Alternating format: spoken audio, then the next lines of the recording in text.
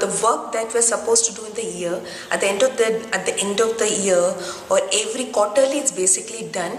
The work that you have done, that we are supposed to do, didn't do the impact. Okay, you did the work, but what was the impact? Whether you were able to achieve the impact.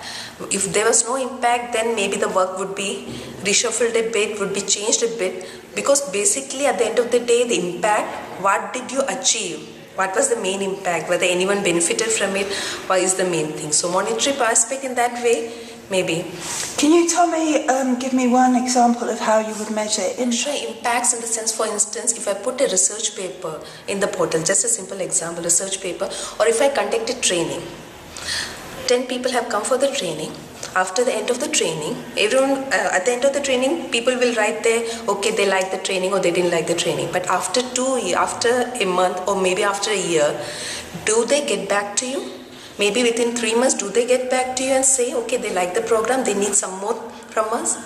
That's the kind of impact we basically value. Not at the end of the training, okay, I like this training, and then they forget about it, you also forget about it. Because that's the kind of impact we want. Maybe within 3 months, 4 months, maybe after a year, people are responding to us after a year, okay, we like this program, we are facing some difficulties, can you help with this? Or we have formulated some of the programs, these are the things like that. So that's the kind of impact we want. Wonderful. A monitoring mechanism. We have we measure and monitor both the quality and quantity of the work. We use various project management tools to monitor and assess all the performance of our teammates. There are particular M&E challenges within the kind of work I've been doing. As I said, a major focus of my work has been opening up the data that we have within knowledge services and supporting other organisations in the use of that data. But the problem in terms of monitoring and evaluation is that as soon as you open that data up, people can take it and reuse it. You've lost control of it. You can't necessarily track where it's been used, whereas traditional ways of, say, producing websites, you'd be able to use web analytics to be able to track how your services are being used, but it's a lot harder to do that with open data. We do a lot of work in the area of policy influencing. Actually encouraging the research teams to become policy entrepreneurs. And so really we're trying to develop, to incentivize them and put forward some different kind of services and requirements that helps the research teams in this area. But we also are trying to monitor their policy engagement activities. So we are working in this area, we're working with a consortium of think tanks, including ODI, Consult, SEPA and CPEC. So each of them having a different regional focus, and they are helping us developing some M&E tools to policy influence and an M&E framework, and they're also trying to harvest all the stories that are coming out of each of their research projects. So yeah, we're working in this area in collaboration. That's a big question.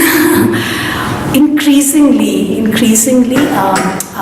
we want to kind of monitor and evaluate what impact we are making. So the regular monitoring goes on in terms of activities and so that's more like your activity come financial monitoring. But we are more concerned about finally are we meeting our vision? Are we meeting the changes we were really exploring through our different programs? So that becomes, it's a challenging task, but we want to build that in any effort. Yes, as I shared in our last discussion, we have this learning session every week. We used to have every week, but now we are having it in every month. So in that learning event, we reflect, and we also give feedback to one another how you are performing, how the things are going on, and how we also give a suggestion how it can be improved. So we do have that mechanism of monitoring and evaluation for everyone in our organization. Wonderful, thank you. Been asked several times, but we started off in 2007, and this is something that people haven't thought of doing. At that time when we started, there weren't too many people who thought that information should be put in the open or public domain, and they weren't sure that biodiversity information especially should be put in the public domain. So two questions: one, should information be put in the public domain? And two, whether biodiversity information should be put in the public domain, because information on biodiversity can be misused. So for example, if you track a tiger and if you put up information saying, I saw this tiger here, you might be making it more sensitive to predation, to poaching. Who takes responsibility for something like that? Does the portal take responsibility because you're allowing somebody to put up information like that and making it accessible to somebody who can misuse it? So our effort in the last 5 years has been mainly to even get people to understand that when information is put in the public domain, it can not only help people who use the information, but also people who contribute that information. And that even though biodiversity is something that can be so sensitive, it's important that people understand what is happening for them to change policy. Policy change cannot just depend upon researchers or policy makers. People can influence policy by articulating what they understand. So for example, people understand tigers because tigers are so beautiful. People feel a connection to it, and you read so much about it in newsprint, and you see so many documentaries about how tigers are vanishing. But this is not the case for species like spiders. People think spiders are disgusting and they don't need to be conserved. Or a snail. They don't think a snail needs to be conserved. They think snails can be eaten. Snails are pests. They eat up things themselves. But snails too need to be conserved, butterflies too need to be conserved. And the moment people can make this connection because they see it in a form that they understand, and they see it again and again, the engagement with it increases. They see other people being interested, say their friends or colleagues.